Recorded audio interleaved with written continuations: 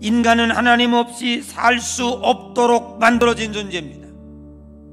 인간에게서 하나님의 자리가 사라질 때 우리는 다중인격 장애가 됩니다.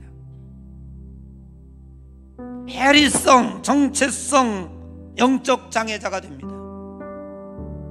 그래서 우리는 하나님이 우리와 함께하는 삶을 살아가는 것이 인간의 정체성이라고 하는 사실을, 오늘 여기 하나님께서 하와에게 어찌하여 너는 이렇게 했느냐, 이 어찌하여 가운데 이 어찌하여는 하나님을 두기 싫어해서 이것을 먹는 날에는 하나님같이 된다고 하니까 그러한 영적인 범죄를 지금 하나님은 지적하고 있는 것입니다. 두 번째로 하나님은 이 질문 가운데 계속해서 반복돼서 하고 있는 하나님의 속뜻은 회개하고 돌이킬 수 있는 기회를 아담과 하와에게 부여해주고 있는 것입니다. 하나님은 이들이 왜 선악과를 따먹은지 몰라서 묻고 있는 게 아니에요. 그리고 어찌하여라고 하는 말을 쓰고 있는 게 아니에요. 하나님은 인간을 지독히 사랑하십니다. 한 번의 범죄로, 아니 그 어떤 범죄로도 하나님은 인간을 포기할 수가 없는 겁니다. 하나님은 재판장으로 우리에게 다가오시는 것이 아니라 따뜻한 사랑의 아버지로 우리에게 다가오시는 것입니다. 재판장은 법대로 재판하면 됩니다.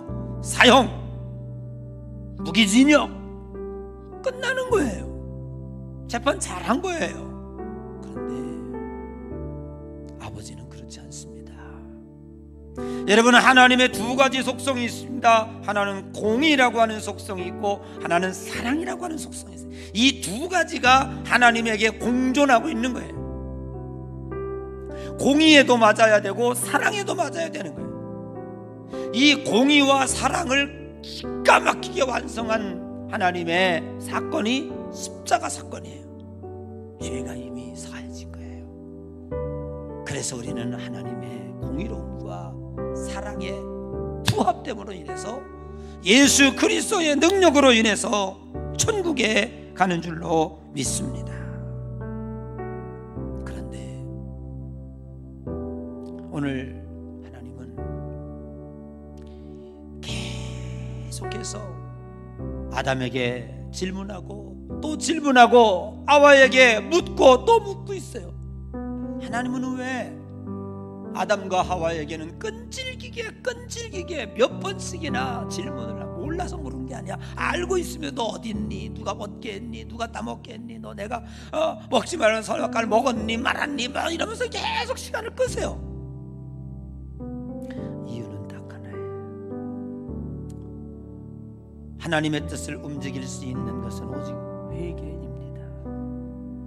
하나님을 기쁘시게 할 수 있는 것도 오직 회개입니다. 회개 없이는 우리는 어떤 의로움도 어떤 옳음도 자랑할 수가 없습니다. 회개하라는 거예요. 회개만이 하나님의 공의로움을 충족시킬 수 있습니다. 그런데 아담과 하와는 이 기회를 선용하지 못하고 핑계대고 원망합니다. 그랬을 때에 이들은 결국 하나님의 심판을 면치 못합니다.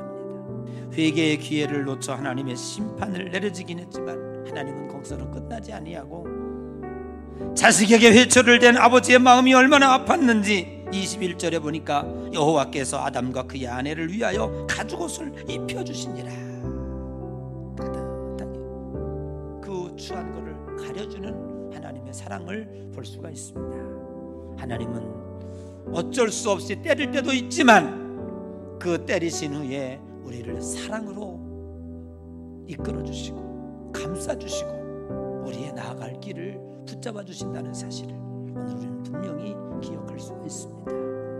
어찌하여 이랬느냐라고 하는 주님의 물음에 우리는 속히 응답하고 날마다 성찰하고 회개하고 주님 앞에 돌아가서 하나님 앞에 아름다운 관계를 잘 유지하며 하나님의 축복의 삶을 살아가는 귀한 여러분 되시기를 주님의 이름으로 간절히 축복합니다. 기도하겠습니다.